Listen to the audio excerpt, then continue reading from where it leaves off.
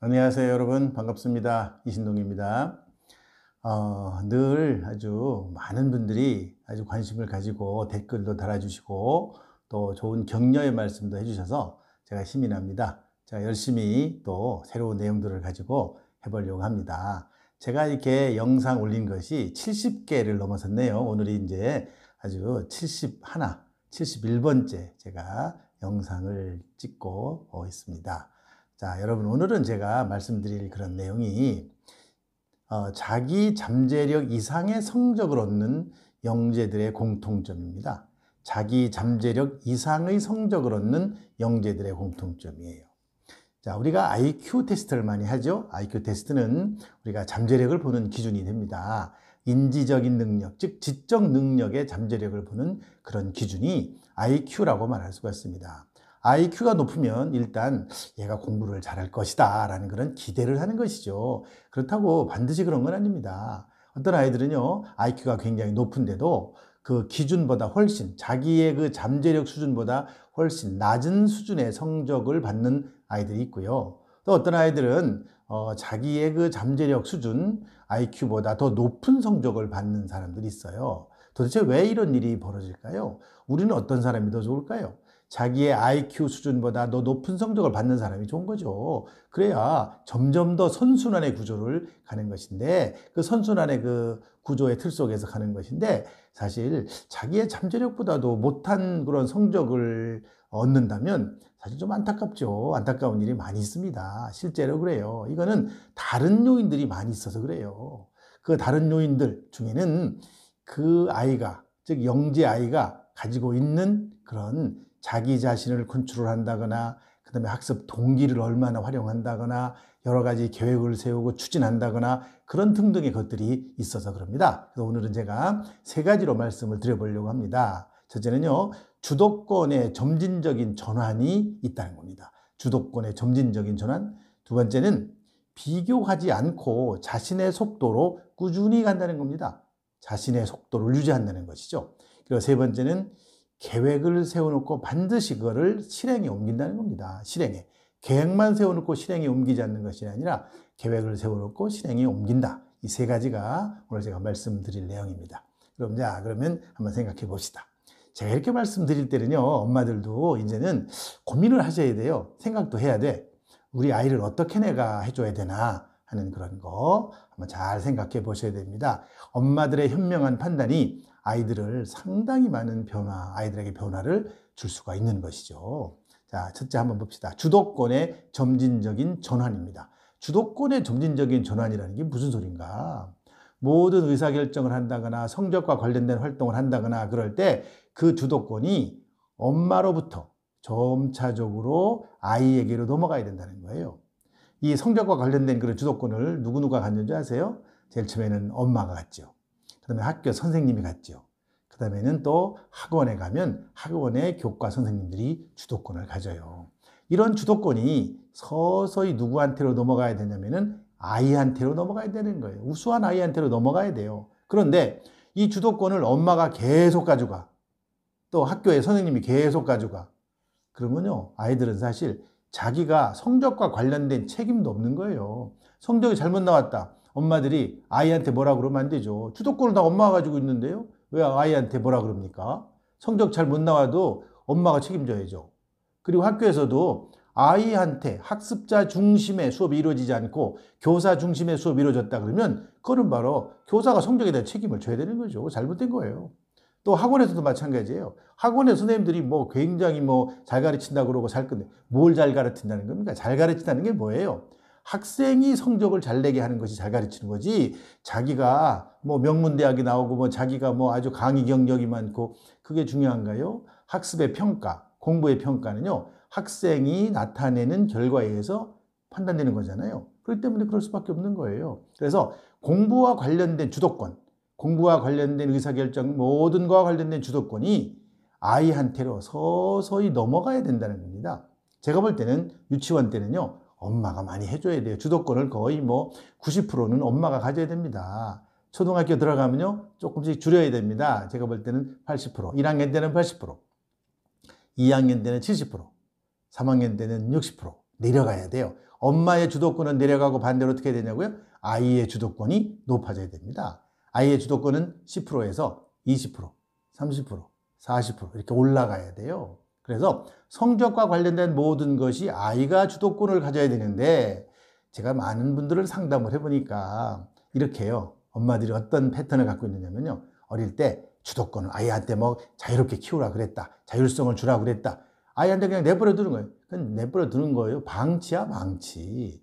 아이 어릴 때는요. 엄마들이 적극적으로 주도권을 가지고 관여를 해야 됩니다. 관여를 해서 방향을 잡아줘야죠. 잘 뛸 수 있는 트랙을 잘 만들어주고 그리고 그때 엄마는 서서히 빠져야 되는 겁니다. 여러분들 엄마가 코치예요. 코치, 학습 코치죠. 코치. 여러분들 축구를 하는 축구 선수들이 있고요. 축구 감독이 있잖아요. 축구 감독이 나가서 뛰나요? 축구 감독은 뒤에 있는 겁니다. 뒤에 있는 거예요. 엄마도 뒤에 있어야 됩니다. 학교의 선생님들 요즘은 뒤에 있어야 돼요. 학교의 선생님들이 앞에 가는 게 아닙니다. 요즘에는 학습자 중심이라고 하는 것이 가장 중요한 그런 교육의 방법입니다. 그다음에 학원에도 마찬가지죠. 아이가 잘할 수 있도록 만들어주는 것이 가장 훌륭한 선생님이고 훌륭한 강사죠. 그렇잖아요. 그래서 주도권이 아이한테로 서서히 넘어가야 돼요. 그래서 제가 볼 때는 초등학교 고학년이 되면요. 거의 아이가 주도권을 7, 80%는 주도권을 아이가 갖고 가야 된다. 그 말이죠. 이 주도권의 스위치, 전환이 굉장히 중요하다. 이걸 엄마들이 항상 염두에 두셔야 됩니다. 근데 엄마들이 성격이 급해서 못 참아요. 그냥 막 끌고 가야 돼. 막 애를 데리고, 아이들은 관심이 크게 없는데 애들 데리고 막 어디도 가고 막 이것도 시키고 저것도 시키고 좋습니다. 그러나 그게 오래 갈 것 같습니까? 오래 가지 않습니다. 주도권을 뺏긴 아이는 지속성이 약해지는 것이죠. 그렇게 되는 겁니다. 자, 그럼 두 번째는 뭐냐? 남하고 비교하지 않고 자신의 속도를 유지하더라는 겁니다. 아주 그 자기의 그 잠재력보다 높은 성적을 보이는 자신의 그 잠재력보다 높은 성취를 보이는 아이들은 공통적으로 대개가 자기 페이스를 잘 유지한다는 겁니다. 여러분들 마라톤 뛰는 선수들 한번 보세요. 마라톤 선수들 보세요. 자기의 페이스가 있어요. 페이스. 여러분들 IQ가 높은 사람은 조금 더 빠른 페이스를 가질 수 있어요. 또 IQ가 낮은 사람은 자기 속도가 좀 있어요. 자기 속도가 있어요. 그런데 그 학습의 속도, 이런 학습의 속도를 잘 유지를 해야 되는 건데 그 학습의 속도를 잃어버리면 나중에 오버페이스를 하게 되는 거예요. 오버페이스. 오버페이스가 뭔지 아시죠? 자기의 속도는 뭐 시간당 뭐 10.5km, 뭐 20km 뛰는 건데 빨리 가는 거예요. 너무 빨리. 너무 빨리 가면 어떻게 되죠? 멀리 못 간다는 겁니다. 멀리 못 가요. 걸어가야 멀리 가는 것이지 뛰어가는 건 멀리 못 갑니다. 그렇게 훈련을 많이 한 사람들도요. 여러분들 오버페이스 해가지고 중간에 경기를 포기하는 그런 마라톤 선수들이 꽤 많다는 거 여러분들 아시죠? 오버페이스를 하면 절대 안 됩니다. 자기의 페이스를 유지하는 거예요. 보통 정말로 성공하는 아이들, 또 대학에 명문대학에 들어간 아이들 보면요. 자기 페이스를 굉장히 잘 유지합니다. 그러면 사실은 그 속도를 가지고 차근차근 기초를 다져나가는 거죠. 제가 볼 때는 막 선행학습을 하는 것보다 더 중요한 것이 기초를 잘 다지는 겁니다. 초등학교에는 초등학생의 기초를 다져야 되고요. 또 초등학교 고학년 되면 또 고학년의 기초를 잘 다져야 됩니다. 빨리만 간다고 좋은 게 아니에요. 빨리 가보세요, 한번. 나중에 어떤 결과가 나오는지. 흔히 이런 말들을 제가 많이 들어요. 강남에 와서 공부를 해야지, 강남의 학원에 가서 공부를 해야지 명문대학에 간다. 그런 말 많이 듣는데 뭐 강남의 대치동이나 이 강남에 있는 아이들이 명문대학에 많이 가는 건 사실입니다. 그런 한 가지 여기서 우리가 간과하는 부분이 있어요. 자, 보세요. 그러면 강남에 있는 아이들, 학원에 다니는 아이들이 인풋, 들어오는 수준이 어떤가요?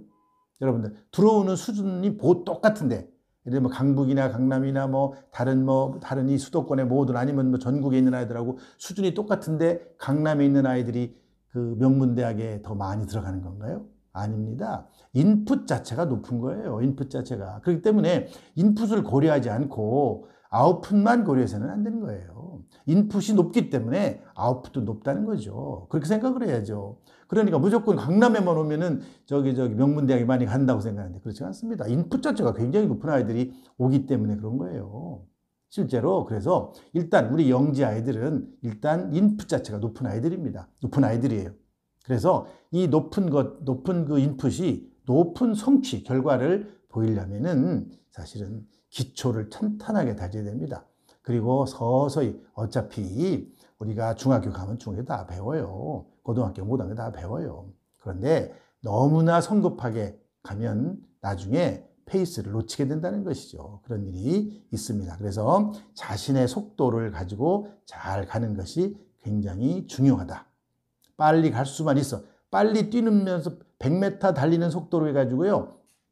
42km를 뛸 수 있다 그러면 최고죠. 그야말로 그건 세계 신기록이 나오는 거예요. 100m 속도로 42km를 뛸 수 있으면 누가 당할 사람이 누가 있겠어요. 마찬가지입니다. 초등학교 3학년 때 엄청나게 빨리 달리던 것이 계속해서 고3까지 그렇게 뛴다 그러면 당할 사람이 없겠죠. 그렇지만 그게 사람은 불가능하다는 것을 반드시 아셔야 됩니다. 자, 그 다음에 세 번째, 어떤 공통점이 있느냐? 계획과 실행의 관계를 아주 잘한다는 겁니다. 계획과 실행. 이거를 연결시키는 능력이 뛰어나다는 거죠. 계획을 세울 때 이 계획을 실행하는 것까지 고려하면서 세우는 겁니다. 공부의 계획을 잘 짜는 거예요. 자기가 할 수 있는 그런 어떤 계획, 그거를 가지고 실행을 하는 거예요. 여러 연구들을 보면요, 굉장히 재밌는 그런 연구가 있어요. 기대 이론이라는 게 있는데요. 이게 뭐냐면 공부를 잘하는 사람이 너 다음 이번에 좋은 성적을 받은 사람이요, 성적이 높은 사람이 너 다음 시험에서 몇 점을 받을 거냐 하면요, 90점, 95점을 받은 아이들은요, 생각보다 현실적으로 자기가 할 수 있는 그런 수준의 기대를 합니다. 반면에 60점, 70점 정도 맞은 아이들은요, 너 다음에 시험에서 얼마 정도 받을 것 같으냐라고 물어보면요, 말도 안 되는 기대를 보이는 겁니다. 90점, 95점, 어떤 애는 100점, 이렇게. 현실성 없는 그런 계획과 기대를 하는 것이죠. 이거는 이루어질 수가 없어요. 그래서 정말로 자기의 그 잠재력보다 더 높은 성취를 보이는 아이들 중에 대부분 아이들 보면 계획을 세워요. 그리고 그 계획을 실행에 반드시 옮겨요. 계획을 세워놓고 실행을 하지 않는 거예요. 않는 것이 아니라 실행을 반드시 한다는 거죠. 그리고 그러려면 어떤 걸 잘해야 되느냐? 내가 실행할 수 있는지, 실행할 수 없는지, 이거는 가능한 건지, 가능하지 않은 건지를 잘 분석하고 거기에 맞춰서 적절하게 계획을 세운다, 이런 것이죠. 그래야만 성공의 경험을 계속 가져갈 수 있는 거예요. 계획은 엄청나게 세웠는데 실행하지 못해요. 성공하지 못하고 실패의 경험을 하잖아요. 또 그 다음에 또 실패해요. 실패의 경험만 하는 거예요. 이런 아이들은 자아 존중감도 낮아지고 효능감도 낮아지고 뭐 자존감도 낮아지고 전부 다 낮아지는 거죠. 반면에 내가 성공할 수 있는 그런 계획을 세우고 실행을 하게 되면은 성공하게 되고 또 작은 성공이 그 다음 성공을 얻게 되고 그 다음 성공을 얻게 되고 계속적으로 선순환의 구조를 따라가게 되는 겁니다. 그래서 이런 그 성적을 진짜로 기대 이상, 자기의 잠재력의 이상으로 성적을 얻는 그런 영재들을 이렇게 살펴보면 정말로 이런 공통점들을 가지고 있어요. 사실 영재라고 해서 IQ가 높아요. IQ 높은 것만 가지고 명문대학에 다 들어가나요? 아닙니다. 상위 1% 아이들 명문대학에 정말 들어가면 얼마나 좋겠어요. 들어가죠. 근데 명문대는 좁잖아요. 굉장히 좁아요. 상위 1% 학생들이 다 차고도 넘치죠. 다 못 들어가죠. 또 우리가 뭐 영재고등학교로 간다, 뭐 어디 간다, 이렇게 자기의 그 능력이 높다 그래가지고 거기에 다 받아주는 게 아니잖아요.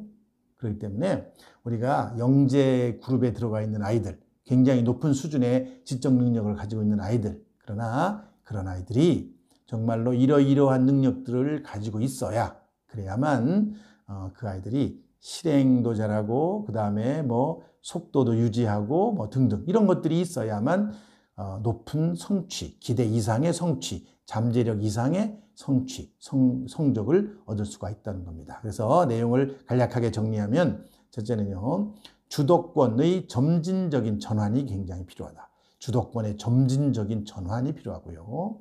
둘째는 비교하지 않고, 상대방과 비교하지 않고 자신의 속도를 유지하면서 간다 하는 것이 굉장히 특징적인 그런 공통점이고요. 세 번째는 계획을 세우면 반드시 그 계획을 실행에 옮기고 성공의 맛을 본다. 이런 것이 바로 공통점이라고 말할 수 있습니다.